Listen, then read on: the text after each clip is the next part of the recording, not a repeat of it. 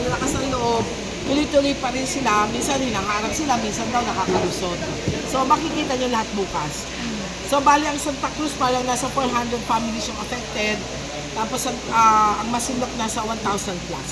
Families po yun o hindi individual? Yun na. Kasi karamihan naman yun, tatay lang ang namamangka eh. Oo. So masasabi natin kung mahigit 1,500 mangingisda ang affected? Yes. Okay. At saka ano po, talagang ang laki daw ng nawala. Nung araw, kumikita daw. Malaki daw ang kita nila eh. Pag sandali lang, kasi sila yung sumisisid. Doon daw kasi maraming nasisisid dahil panay bato. So, malaki ang kita nila. Tapos biglang ang ganon. Ang Santa Cruz talaga, nung water cannon sila, huminto na sila. Ang Masinloc talagang sumusugal. Minsan ikakanon, atras sila. Ganon. Yung Masinloc talagang tumigil, kaya hirap na hirap sila. Ano pong alternative na kabuhayan ng mga sa Sa Masinloc ngayon po? na, wala. Doon lang sila sa mababaw na. So, lesser talaga yung income. Ang isang sinasabi nga nila sa akin at ako rin ay sumasang-ayon, kung mabibigyan sila ng gobyerno ng mga payaw, yun yung, dito lang, dito sa amin sa Botolan, merong 6 na payaw sa amin. Yun yung naiipon doon ng isda, tapos kinuhuli na lang nila. So, hindi na kailangang pumunta ng Scarborough or sa malayo. So, yun ang pinakamagandang alternatibong hanap buhay nila. Kasi, doon sila, yun ang alam nila eh. Hindi natin sila pwedeng turuan na magganito. Talagang maliliit pa sila, mangingisda ng magulang nila, hanggang yun ang nilalang nila. Masaya naman sila, naiintindihan nila na kailangan nating ipagtanggol yung atin. Naiintindihan nila yon. Naiintindihan nila na naapektuhan ang hanap buhay nila. Pero sabi ko nga, malay nyo ka kung dumating ang time, maibalik talaga sa atin, di talagang mas maginhawa yung pangingisda nyo. Pero naiintindihan nila. Nasabi ko, syempre, ang gobyerno, pinaglalaban lang kung ano yung karapatan natin, yung ano yung atin. Naiintindihan naman lang, mababait naman ang mga ano namin. Wala kayong maririnig na kanina lang, akala ko may magagalit sa akin di ba, na bakit kasi ginanyan pa yan, pero wala, lahat sila naiintindihan nila na atin yun, na pinaglalaban lang natin kung ano yung atin. Ano po yung dinisyon at Hindi ko na natanong pero hindi naman kasi silang walang-wala dahil nga nakakapangisda pa rin, nabawasan lang.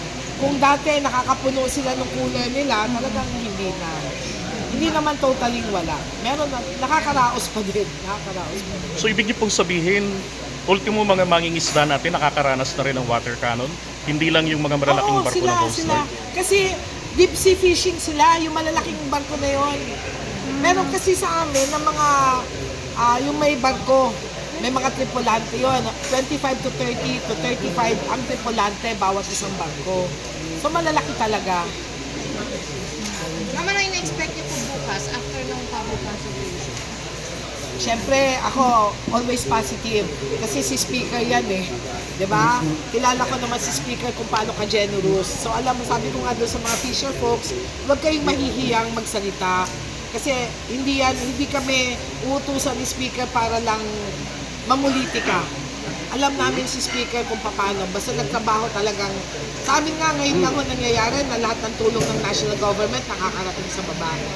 Talagang pati hospitalization, natutugunan, talagang I'm sure maganda magiging resulta bukas. Ma'am, yung nararanasan po ng mga fisher folk natin na water cannon, yung ibig sabihin hindi lang siya nabibidyoan pero matagal na rin sila. May mga video sila eh. Oo, sabi ko nga, nga, Joy, yung pag-ready tayo ng TV na malaki, buti na tanong mo. Oo, yun. Meron sila mga picture nung kinakanon sila. Kasi hindi ho lumalabas sa balita yan eh. Ganun ba? Puro Philippine Coast Guard lang. Coast Guard lang po BFAR na ang nakikita namin na binabarin na water cannon sila. Parang last year pa o yung pinakahuli na February. Yung Santa Cruz. Parang February yung huling na water cannon May sila. nasaktan ba doon po? May nasaktan? Hindi naman daw, hindi naman. Basta nakita lang nila yung sasakyan daw ng Coast Guard, natanggal yung bubong. Kaya talagang umatras na sila. Dahil sabi nila, seryosong delikado na. So, umatras na sila. They were escorted. Coast Guard. Kasama lang Coast Guard. Or you think mas malaking boats, giving them bigger boats? So, Wala din eh. Kasi nandun nga yung pangisdaan talaga eh. So, yung kahit sila man, payaw talaga. Kasi dito sa amin sa Botolan, yun din yung experience ko. Pagka walang malaot, pero sa payaw, talagang bihira na walang laman. Wag lang yung may maunahang kukuha. Ano yan? Yung parang nilagyan ng manaharang, tapos Para sa kulungan ng manok. Parang baklad, gano'n. Kulungan ng manok. Oo, Baklad. mainit sa loob. Opo. Baklad. Payaw, baklad, yun, isa yun. Binabalutan Parang niya ang dahon. kawayan, May dahon. Tapos may dahon siya, Opo, para hindi tapos malang- may net. Doon pumapasok ang mga isda. Pag pumasok, hindi Hindi na na makakalabas. makakalabas. Hindi na makakalabas. So, yung mga payaw dito sa amin, umaga't hapon nakakahalga sila eh. So, yun talaga ang magandang itulong ng gobyerno sa amin. Nanay Beng, Yung reaction ng China bilang mga diesel talk natin doon sa restaurant. Ha? Ano pong reaction ng mga diesel talk natin doon sa restaurant ng China? Hindi kaya nga talaga umiwas na sila eh.